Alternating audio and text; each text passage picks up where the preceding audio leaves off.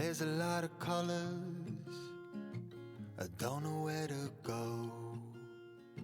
See a lot of colors,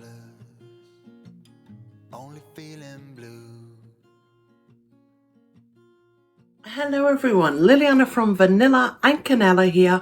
Welcome back to my channel and to another video. You guys, I have not been in a mood, I'm going to be honest, to film anything because what's going on in the world just leaves you with a bit of like, this is so superfluous, my videos. But after watching Hilary from Old World Home, she actually made a good point, which is, yes, there is a lot of bad stuff going on right now that we all want to see a resolution for everybody's sake. But these little videos bring some of you a welcome distraction, if you will. So I am not going to dwell on it with you guys. I am not going to express a full opinion on anything apart from I'm really saddened by the situation, and I hope we can move forward as a world, as human beings. We can do better and be better. So with that being said, I am going to talk about, today I'm going to answer all your questions. I'm going to do the Q&A. A couple of weeks ago, I asked you if you had any questions to throw that at me. So let's get started. I've got my other phone here. And by the way, I'm using a new phone to film. I want you to let me know if the quality is any better. I really hope so. I know that my other phone, the sound was going really, really badly. So I'm hoping this will be a lot better. Enough of that.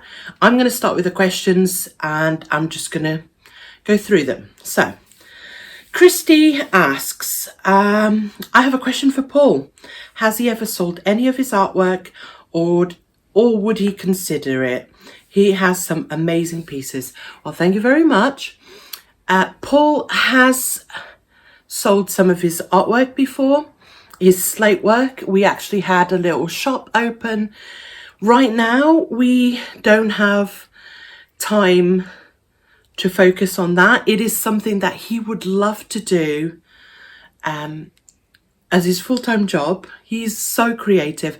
And you guys, by the way, he is doing a picture for the new baby's room. He did one for Alex's room before Alex was born.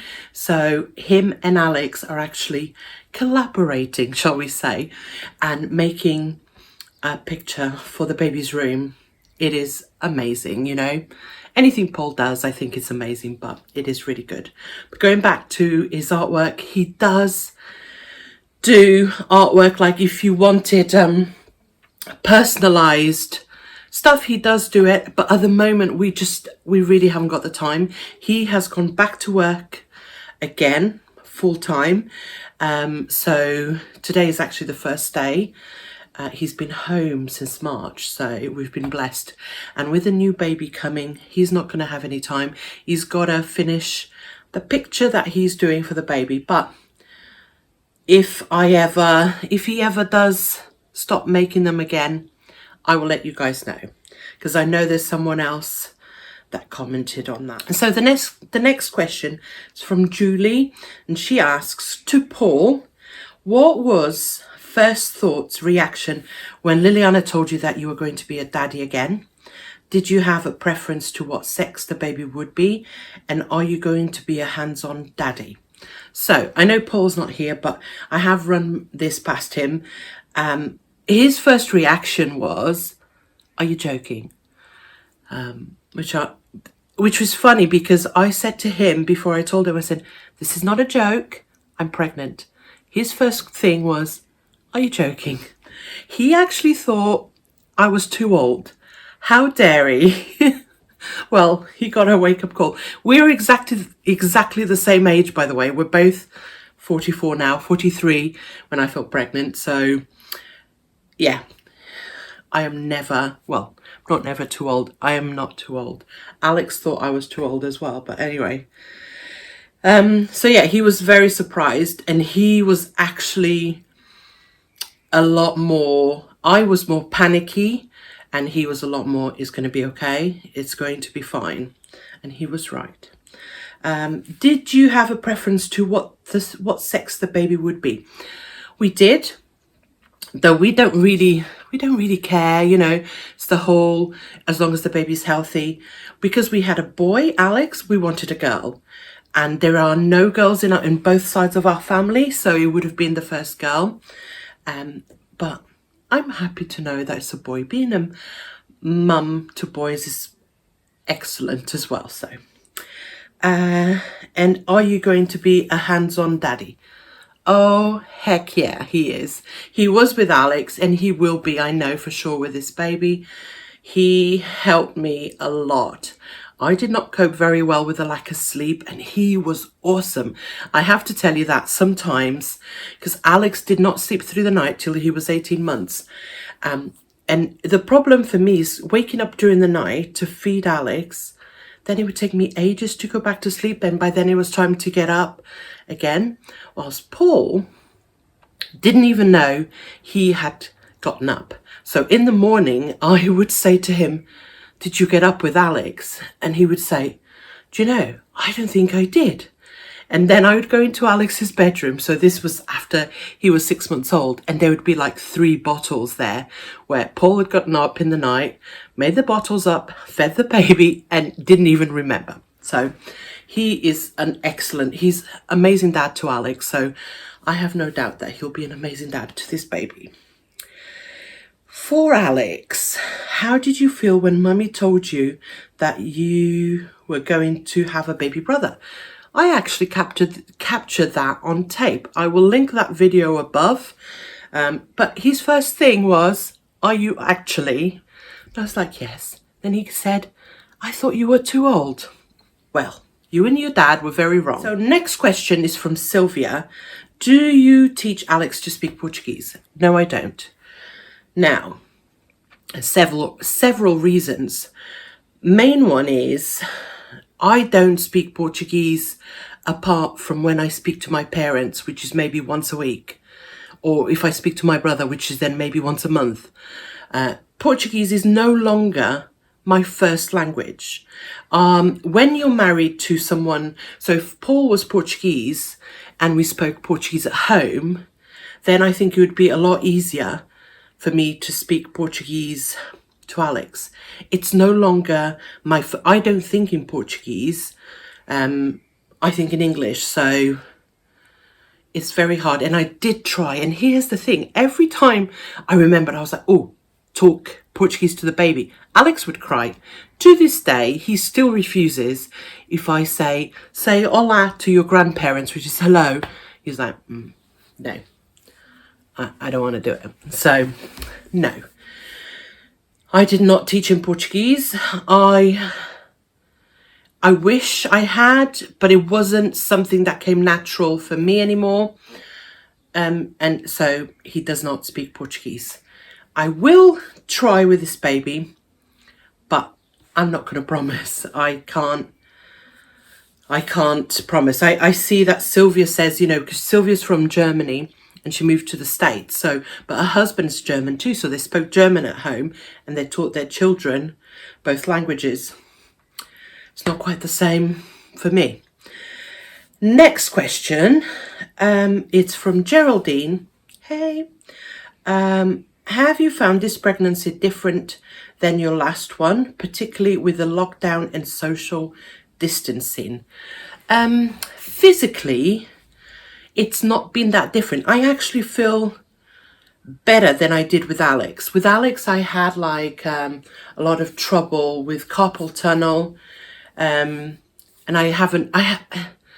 my joints ache a little bit, but nothing too bad. And I also had a stuffy nose until the day after Alex was born. And I haven't really had that. Saying that, it could still happen, particularly with lockdown and social distancing. Now, here's what was different. The day after we went for our first scan with Alex, which was when he was 9 weeks, we were 9 weeks gone in the pregnancy, Paul left for Afghanistan for 4.5 months or something like that. So he wasn't around that much. When he came back, I was 30 odd weeks gone, and I was in proper, like, oh, I feel so sorry for myself. My nose is stuffy, I'm huge, I can't move, all that kind of stuff. And so we did everything for the baby's room when he came back, which was fine. We still did everything in time, but the lockdown, and it's been amazing. It's been awesome having him at home. We were actually really sad that he went back today, because he used to just work all morning, and then sort of late afternoon or mid-afternoon he would do stuff. We did stuff to prepare for the baby's nursery. We cleared out loads of junk out of our house. So I feel a lot more rested, and I know that as I get more and more tired as the weeks progress, I have nothing big to do. The crib is set. Now, there is, the reason why I haven't showed you it, there is still a few little touches. It's going to take a while. So it's not too much longer. I sort of would like Paul to finish his painting before showing you the baby's room. But so, Geraldine, yes, it has been really different, but in a better way. I had Alex in Northern Ireland as well, so it's not like we saw our family all the time because we were so far away. So the fact that we haven't seen our family during my pregnancy, it was the same with Alex. So I actually enjoyed it, and I have like medical appointments every couple of weeks, I would say, over the phone with the hospital doctors and things like that. And the doctor was asking me if I was stressed out, and I was like, I'm loving this. I've got Paul at home and Alex at home. I know they're both safe, which is my main concern. It's actually made for a really happy pregnancy for me, so I feel blessed for that. Right, moving on. So the next question is from Julia Watton. And she asks, are both yours and Paul's parents looking forward to their new grandson? The answer is yes. I think they are. Well, they say they are. I think it was a bit of a shock, but everyone thought we were done. So I think they are very pleased to get a new grandson. So next question is from Cheryl, from Cheryl's Country Home. Did you have a lot of morning sickness at the beginning of your pregnancy? No, I did not with either Alex or this baby. Thank goodness, because I hate being sick. Not that no one loves being sick, but I really, really hate it. Maybe my body knows that. I did feel a bit nauseous, and there were a couple of times where I thought I was going to be sick, but that is mainly if I smell like milk that is off. It really makes me feel nauseous, but if I do that whilst pregnant, I will be sick. So there was a couple of times where I was like, but it's fine. I was fine. I feel blessed for that as well. So Doreen asks, have you already chosen your pram? Yes, and I showed it, I think it was the last vlog. I'm sure it was. I'll link it above for you. I have chosen it. I'm so happy with it. Now, the next question is actually from Suzanne, and she asks, when the baby is born, do you think your mother will visit or your family? My answer is no, they won't. My mum looks after my dad, who's disabled, and so I know that she can't really come, and my dad obviously can't. It's too much for them to come here. It would be such an upheaval for them. They are elderly, and it would be an upheaval for me because I would be worried about them when I should be worrying about my baby. So they won't come. My brother won't come up either. I have a massive family, aunts and uncles, but I will go there. It's easier, after the baby is born. We'll go to Portugal. It will probably be next year because of this whole situation. But yeah, so my parents won't be coming.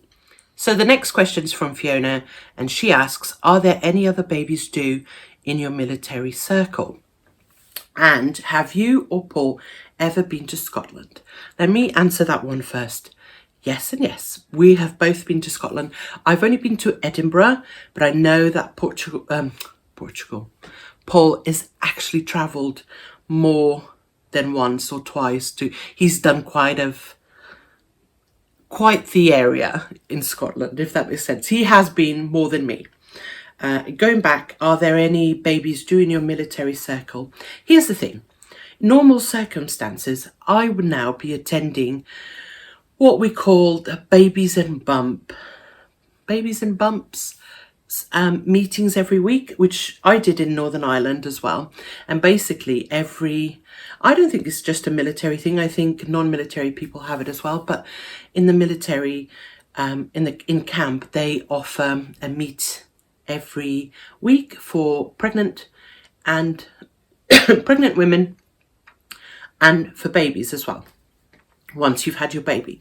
So you go every week and you get a chance to meet loads of different women that are all in the same situation as you, but at different stages. So there's some that are less pregnant, more pregnant than you, some have already had the baby, all of that. Obviously, that's not on at the moment because of this, you know what it is. We're not going to mention it so YouTube doesn't latch onto that. So there's been no meets. But my neighbour, a couple of houses down, is pregnant. And then a couple of houses up, also pregnant. So, and I know that maybe 3 houses up, she's pregnant. Then 2 houses up, she actually has a baby. So there is a lot of babies. So I have not been able to talk to anyone about it, through the groups, but I know that there is a lot of babies being born. And there'll be even more when this is all over. You guys will see. Okay, so the next question is from Tina. And she says, are you and Paul choosing a middle name? Yes. We are toying with the idea of Paul as the middle name. Paul, as in my husband, is not bothered. But Alex's middle name is Paul. And Paul is also Paul's dad's name. So Paul is it's a family name. It's a traditional name. So I wanted to give Alex the chance that if he ever decided that he wanted to be known as Paul Martin, like his dad, he could. So that's his second name. So a part of me thinks that this baby should have it as well. So maybe, but I'm not full on sure about that. Are you having a natural birth, home birth or hospital? 100% hospital. 100%. It's not even, I am not even midwife led. I am consultant led, high risk pregnancy. I had C-section with Alex and most likely will have to have a C-section with this baby. But, yes, so there you are. And are you keeping a journal of your pregnancy? Yes, I am. My friend Liege has actually sent me I've got it on my bedside table here. Oh, I can't get it out. But she sent me a diary for your pregnancy where you could write something every week. And I have been doing that. So it'll be a nice little treat for the baby. I did not do that with Alex. Okay, so those are all the questions that I received on the comment. So I asked some of you if you didn't want me to, if you wanted to remain anonymous, to send me a DM on Instagram or email me and I would just read out the questions. And one of the most common questions, which surprised me, was, are you having a baby shower? Do you have a baby registry? All that kind of stuff. Well, I'm not having a baby shower, even though obviously at the moment you can't see anyone.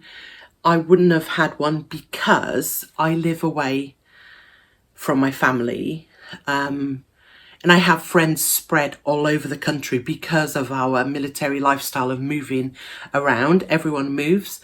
It would be very hard to get everyone to come for the day to have a baby shower. We're talking a lot of traveling, so I would never want to put that on my friends. I did not have one for Alex either, because again, we were in Northern Ireland, and by the time he came, or just before he came, I knew very few people there, so just didn't seem right.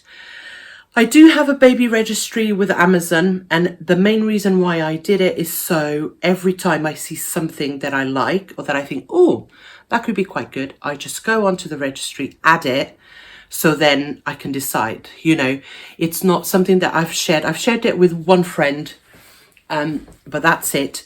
It's not something that I did so people can buy me stuff, okay? Because if you were to see it, I have like 2 play mats because I can't decide which one I want. It's not that I want to, you know, I use it more so I can gauge where, you know, so I can have ideas, basically. So I can have ideas. Someone also asked me if I am still going to open a PO box, and I am next month, okay? Because basically I have to open it for 6 months at least. So I want to do it so I can have it open until Christmas at least, because you guys always want to send me Christmas cards.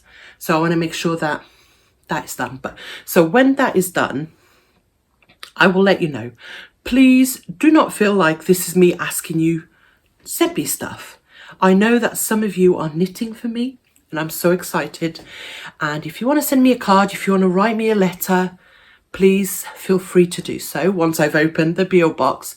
But please don't feel like this is me asking, give me this, which is why I'm not going to share like my registry, because it's not really a registry, okay? Anyway, so that's that. Another question that I thought that's a good question was, what would you think is the best gift anyone can get you? In all honesty, unless you say, you know, someone, say your mum and dad want to buy you the pram, and you say, okay, here's the pram. For me, the best present anyone could ever get me is Amazon vouchers. No doubt about it. I remember a friend of mine gave me some vouchers when Alex was born, and I thought, okay, that's a bit impersonal. But they were so good, because when your baby is born, you're missing little things, you know, like, oh, you've bought him 10 mom bottles. He doesn't like any of them, so you need Tommy TP bottles, and the best place to go is Amazon, because they'll deliver it the next day. So it was so handy to just have that, to, because you can buy anything, not anything, but you know, anything on Amazon. So it helped with cream, buying cream like for his nappy rash. The one we had didn't work out, so I could get it, you know. So that was actually a very useful, unexpected gift. So yeah, there you go. I think I'm going to leave it there for now. I hope you guys have enjoyed this. It's a bit of a, I am, by the way, just a quick update before I let you go.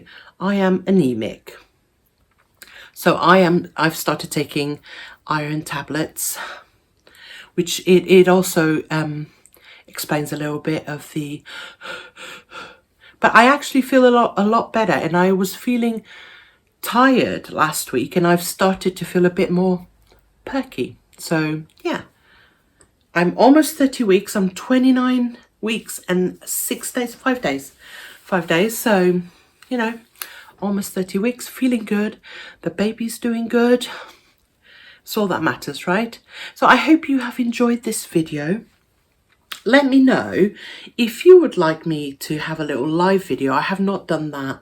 It's got to be over a year now. And if you do want me to, I will be live maybe at the weekend or something like that. Maybe Saturday or Sunday night. So let me know in the comments. Thank you again for watching, for your patience. Stay safe, stay kind, and I'll see you next time. Bye. There's a lot of colors